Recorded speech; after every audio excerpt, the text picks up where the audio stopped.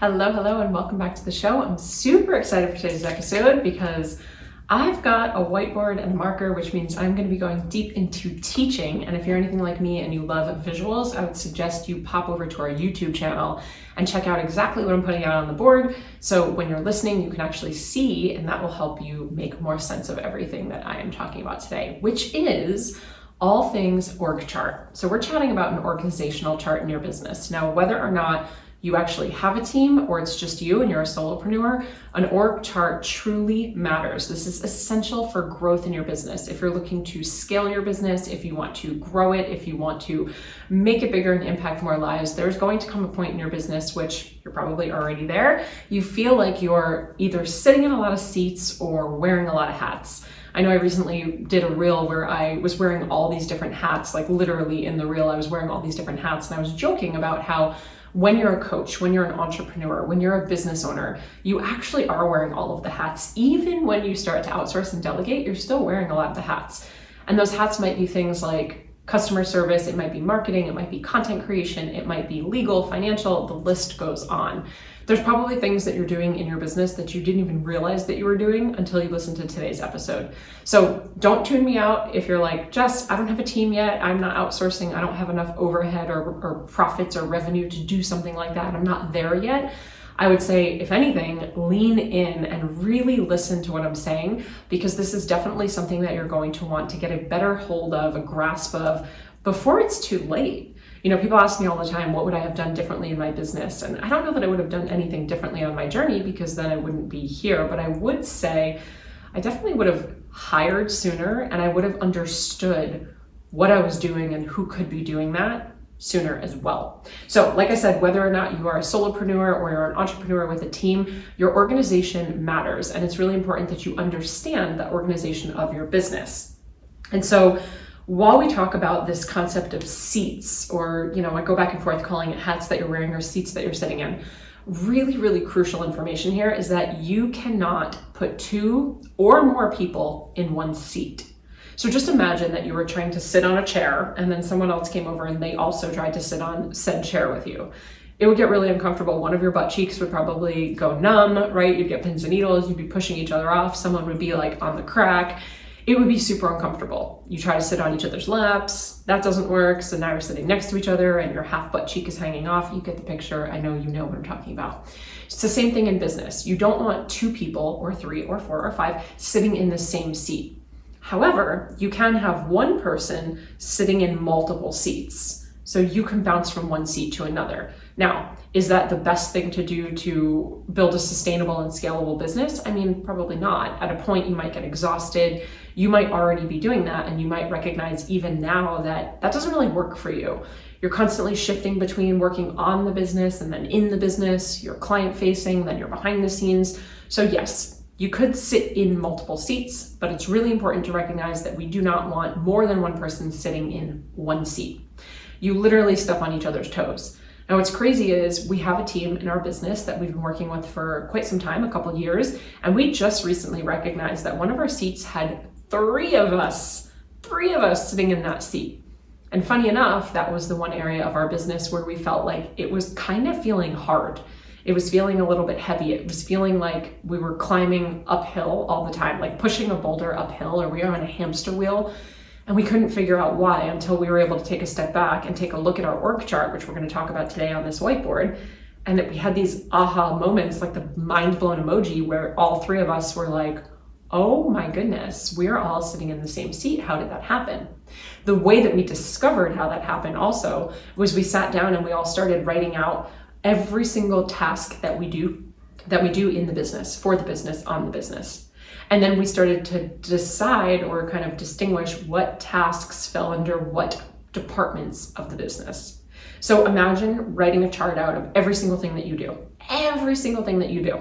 and then taking highlighters and highlighting anything that had to do with like leads and lead generation and marketing, green. And then highlight anything that had to do with customer service and support, blue. And highlight anything that had to do with financials, red. And anything that had to do with legal, purple, and so on and so forth. And you can start to decide what buckets or what departments all of your different tasks fall under.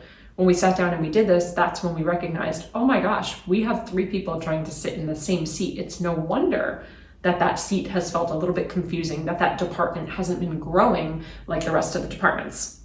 So, like I said, there's a pretty good chance that you're sitting in a bunch of seats, and if you do have a team, you might be sitting in someone's seat as well. We do this a lot as leaders, especially when we start to bring people into the business. We tend to micromanage, and we tend to we wiggle our way in because we're not ready to give up like full control yet. So we're gonna break this down, and I want you to understand that the first 2 people that I'm gonna talk about are integral parts of the business, and there's a good chance that you're doing both of these things. You might always be doing both of these things, but there definitely comes a point in your business where you're gonna wanna separate the 2. Now, a great place to go to learn more about this in a deeper way is Gino Wickman. He's an author. He's written a couple different books. He wrote Rocket Fuel, he wrote the EOS system, he wrote Traction, and he wrote a book, I think it's called like How to Be a Great Boss.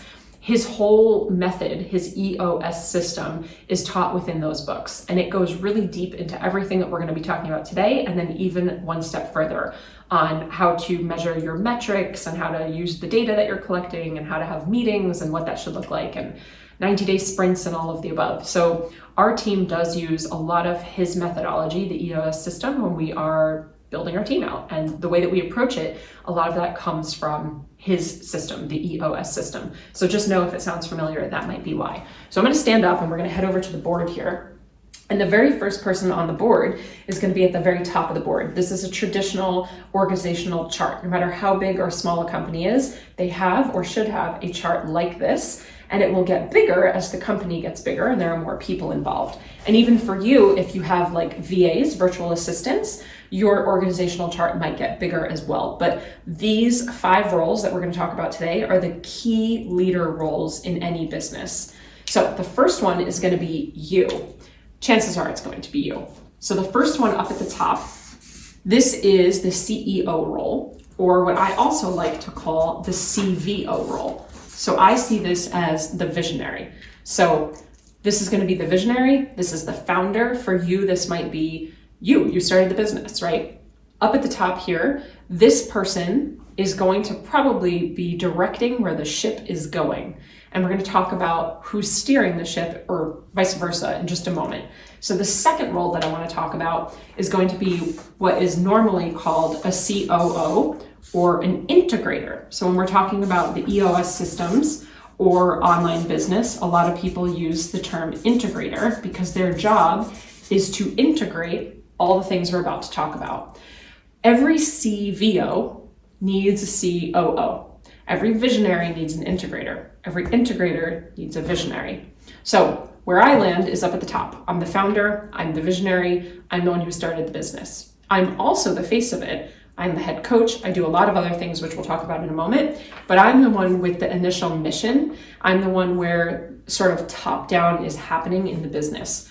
Now, if you're anything like me, my heads are in the clouds. I have one head. My head is in the clouds at all times. And by that, I mean, I'm constantly coming up with new ideas. I always want to do the next project. I love to start things. I don't care so much if I finish them. I just always want to start new things, new projects, more. And I'm just always thinking about the next crazy, stupid idea. The role of the integrator is to basically bring me back down to earth. Not to squash my ideas, not to say that they're not good, but the role of the integrator is to make them happen, or to put them in a timeline that is realistic, or to let me know of things that I might not see. So I'm up here always just coming in with ideas, wanting to change the patterns and path, and even though we have a calendar, I want to scrap it and do something different. And the integrator is the one who's supposed to say, okay, hold on, based on our last conversation, our last meeting, the income producing activity for Q1 was going to be this, and now you're saying that you want to do something else.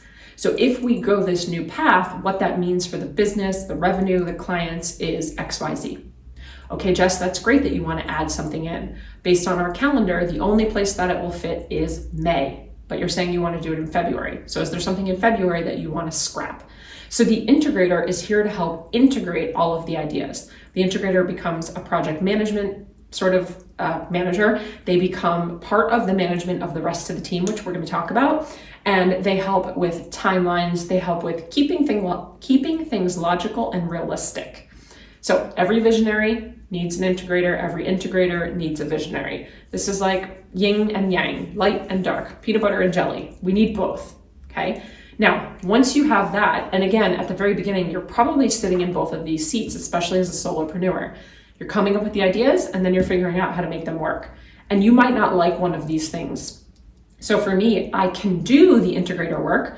I was a teacher. I'm fabulous at lesson planning. I'm really good at timelines and curriculum and to-do lists and charts. I helped my parents move out of their house by creating an Excel spreadsheet of what room they needed to clean during what month so that they could do it in a way that didn't feel stressful for them. But when it comes to my day-to-day business and what I want to be doing and where I'd rather be focused, it's not in the integrator work. So just because you can do something doesn't mean that you want to, and it doesn't mean that you need to, and it doesn't mean that you will always stay in that role. But again, at the beginning, especially as a solopreneur, you probably are dancing back and forth between having an idea and figuring out how to make it happen. Vice versa, going back and forth. Now, the other three roles that are really, really important are going to come down from the middle here. And so this is going to be like legal, financial, tech. So we call this operations, okay? That's going to be all the stuff in the middle that I think is kind of boring, but that's okay. And then we're going to have two other departments. So we're going to call the department on the left growth. And again, you might want to pop over to YouTube to see what I'm drawing here. So growth is on the left, and over on the right, your other department is going to be called success or fulfillment or support, okay? So I'm just gonna write over here, success. Now, when you are building out a team, ideally, realistically, what you would want is you probably are going to be in the CVO role, the founder or CEO. You're going to want to hire an integrator, an online business manager, someone that can come in and really help make sure everything's getting done in the business. And then ideally, you want to have a head of growth. You want to have a head of success or fulfillment. And then chances are you're probably going to be handling a lot of the operations because it is a lot of the financial stuff. It's a lot of the legal stuff. HR, hiring, firing. So until you're ready to hire someone for that role, that will probably be you as well, which is kind of why it drops directly down. Now, as you build all of this out, the ideal situation is that the team head of growth or the team head of success, they report up to the integrator. The integrator is keeping everybody on track with timelines and project management. And then the integrator acts as kind of the go-between or the messenger between you and the rest of the team, you being the founder or the CVO. Now, under growth, I'm just going to take a seat here. Under growth, we have all the things that are before the sale. So think of the left side as before the sale. So before the sale is going to be marketing. I don't even know if you can see this. Before the sale is going to be marketing. It's going to be lead generation. It's going to be sales calls. It's going to be landing pages, opt-ins. It's going to be free resources, free trainings, anything that's happening before the sale. It might even be ads if you're running ads to get leads. Now, the way that this can branch out even further is as you begin to scale. Let's say you have someone that's controlling the head of growth. So that's the team member that's in charge of growth. And then underneath it, you might have in your marketing department, maybe you have a VA that's in the marketing department that helps with social media graphics or editing videos. And so now this person would report up to the head of growth, they would talk to the integrator, and that would come all the way up to the CVO or the CEO. The job up at the top is to say, here's the vision, here are our core values, this is what I want to work on, this is the mission. And basically, the person all the way at the top is sort of directing where they want the ship to go. They're sort of steering where they want the ship to go, but the integrator is making sure that all of the crew on the ship know exactly what they need to be doing and when the dinners need to be served and how many knots we have to turn to the left. I don't even know if that's a correct term, but you get my drift, right? So growth is going to be everything before the sale. Now, the way that I see this is that each of these individual things like ads and sales and opt-ins and funnels and all these marketing things, all of these are departments in themselves as well. These are like micro departments underneath the growth department. And so you can see now how this would get branched out further and further and further, and there'd be tiny little boxes all around.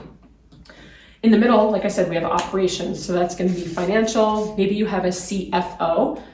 We have a CFO. You can have someone that comes in to help you with that. It might be bookkeeping, it might be tax strategy, it's going to be legal stuff down here, so contracts, both with employees and contractors, as well as your client contracts.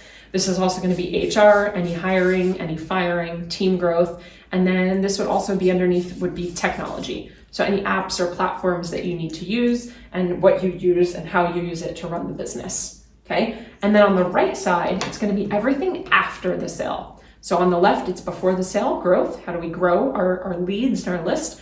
And then on the right, it's after they purchase, and all this stuff needs to happen in the middle, right? Because tactically it does.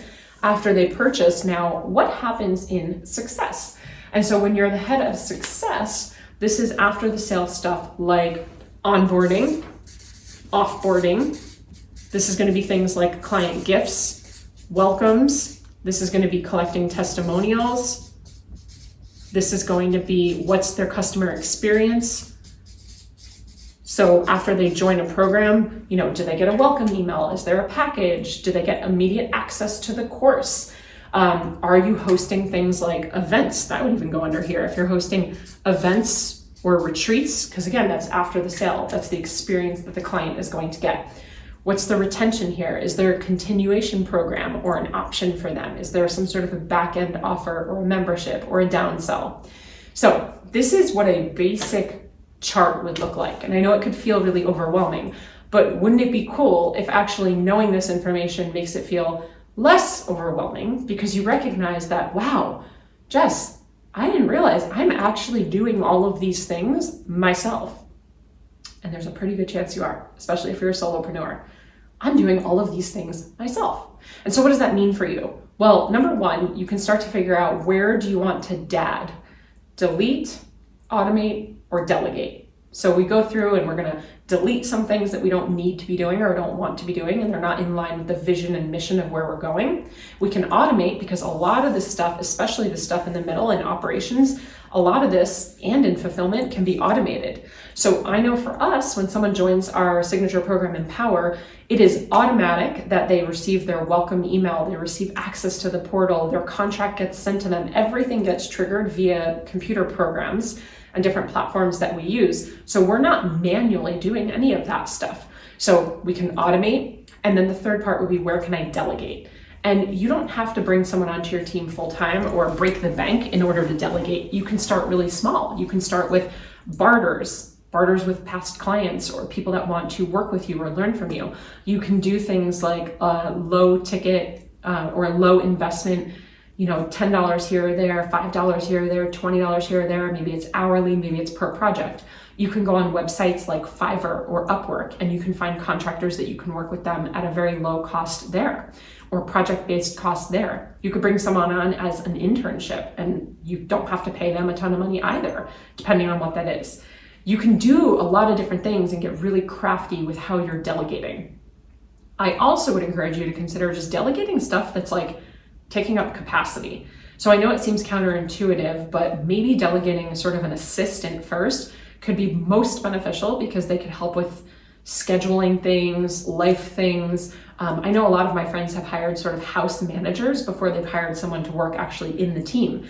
So that way you can take stuff off your plate, helping with, dinners, and outsourcing and delegating to meal prep companies where maybe now you're not spending that time making meals, but you have that delegated out. So it doesn't just have to be in the business that you're delegating stuff, but can you delegate help at home? Can you pay for a cleaner instead of taking that time to clean? Can you have neighbors offer to pick your kids up at school if it's, your school activity that's happening? That's delegating, and you don't even have to pay for that. So look for places that you can delete, automate, and delegate. Once you've done that, then I want you to sit with this and recognize all the things that you, number one, are already doing, and number two, things that you're not doing but you would like to be doing, but you haven't because you either didn't know about them or you don't have capacity for them. Make a chart of those things, get really clear on that, and then what you can start to do is maybe play with your days. And so I know this sounds like in a perfect world, that must be nice for you, I roll, but realistically, my calendar on Mondays is a lot of meetings. Mondays is dedicated to meetings, to client check-in, and to a lot of my administrative work. I don't do creative things on Mondays. Tuesdays and Thursdays are where I'm doing all of my coaching and all of my podcasting, all of my creation. So whether I'm interviewing someone, I'm filming podcast episodes by myself, or I'm being interviewed, I tend to put those on Tuesdays and Thursdays, as well as coaching calls with clients. Wednesdays are completely blocked off for me to do a lot of the growth stuff here. It's the content creation, it's coming up with ideas, it's writing emails, it's building out new lead magnets or free opt-ins, it's creating new videos for my courses, it's filming content for Instagram and YouTube and TikTok. So that's gonna happen on Wednesdays. Fridays, I also have open for more content creation or just kind of a loop list day. So things that I didn't get done, I get to kind of finish on a Friday. But can you start to look at how maybe you can split your days up for different seats in your business? So if you are doing all of these things, maybe Friday, when you're sort of tired from the week, is a great day for operations because it doesn't take a lot of thought. It's just a lot of manual. Or maybe that's not true. Maybe it's the opposite for you. Maybe operations are super crucial and take a lot of thought and attention. So maybe you want to put them on like a Monday. But can you start to break your days up in the week? Or can you take days out of the month where it's just like twice a month you do full-blown operations days. Once a month you do a full financial day where you're updating all your books, you're making sure that everything's good to go for taxes, you're looking at where's money leaking, you're checking all of your money coming in, money coming out, any missed payments, so on and so forth. Maybe you do that once a month. Maybe you can set aside time once a month or at the end of every quarter to check in with things of customer success. What would I really like to add for the next round of this program? How can I make our clients feel even more special? This might be something like, I've been dying to add a workbook to my course for so long, but I just don't have any time to create it. Well, if you can set aside time for that specifically, then you'll find the time. Because the truth is, you're never going to find the time. You have to create the time. So going back to a very simple organizational chart, like I said, there's a pretty good chance you're sitting in a lot of these seats, and it's okay to sit in multiple seats, but it's not okay to try to put 2 people or more in one seat. And you can see how that would be stepping on each other's toes. The 5 main roles that we're talking about here are the visionary, which is going to be the founder, CEO, and they're saying, this is where we're going. I'm coming up with new ideas. An integrator, hey, it's your job to help me figure out, does that make sense? Keep me down and grounded on earth and make sure that we're doing everything that we need to be doing to get all the projects done that we want to be getting done. The integrator is also the person that the rest of the team is going to pass through. That doesn't mean that my team doesn't talk to me. Of course they do. But our integrator is the person who really knows everything that's going on, kind of like a puppeteer, knows everything that's going on in every department and can make sure we're working really smooth and seamlessly together so that we're not missing deadlines, so everyone's communicating, everyone's clear on their expectations. On the left, we have everything on growth. So before the sale, that's all your leads and your marketing and your strategy and your content and your social and your exposure and your speaking gigs, right? On the right, it's going to be the customer support or success. That's after the sale. What happens to the client? What's their experience? What are you doing to keep them around? And all the stuff in the middle, which chances are is going to be you, is a lot of the operations, the financial, the legal, the tech, the HR. So I don't want this to feel overwhelming. I want this to feel like you can actually take a deep breath right now, because I hopefully just validated that you are in fact sitting in a lot of roles, which is probably why you feel overwhelmed sometimes and stressed. Maybe you feel like you can't even move ahead in your business. If you loved learning this, I'm really excited because this is the stuff that we're talking about in our mastermind. So our 2023 DBE mastermind is content like this. It's slightly elevated thinking. It's higher level content strategy. It's not just about simple things to get your business up and off the ground. It's now, how do I continue to grow vertically and scale horizontally? Because chances are you want to do something like that. Maybe you don't, maybe you do, maybe you don't. I don't judge either way. But if you're really looking to grow the business, more leads, more impact, more revenue, and you're looking to scale more leads, more impact, more revenue, maybe more people on your team, then knowing something like this is going to be crucial. Otherwise, you're going to just be on that hamster wheel of doing, and either not getting any different result, getting the same result time and time again, or burning out. Because that is really realistic here. Like, just burning out from all of this is totally realistic, and I have absolutely been there. So this is a taste of the type of stuff we're going to be talking about, teaching, working on, and implementing in our 2023 Mastermind. I would encourage you, if it's something that you want to talk to me about, let's hop on the phone and see if you're a good fit. We do have an application process. I want to make sure that we jive. I want to make sure that we can help you in your business. And I want to make sure that you have value to bring to the room. This is a true mastermind. So our 2023 Mastermind doors are open. It is a year-long container. We kick off in January. We have 3 in-person retreats. The first one in February, then June, then October. And we have a whole blend of coaching with me. We've got the team involved. They're doing office hours so you can speak directly to them. Of course, there's a portal of information. There's so many things that you're going to get out of being in this room.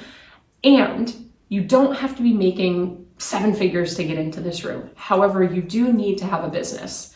So even if you're sitting in all the seats and wearing all the hats and running on that hamster wheel, I would encourage you to apply. If you have some experience launching, if you have some experience with clients, if you're making some money, come on in. Everyone in the room thus far is doing 6 or multiple 6 figures, but the amount of revenue that you bring in does not equal the value that you have to bring in, nor does it equal the ability that we have to help teach and guide you to your next level of success. So I deeply encourage you, find it in the show notes if you want to learn more about this type of stuff and content like this, to elevate your business in 2023 and just have a home for yourself, have a home for your business, have a home for people that you can go to when you're both celebrating great things and stuck, challenged by hard things, not having to have decision fatigue of what do I do next, where do I invest next, but you're just like, this is my home for 2023.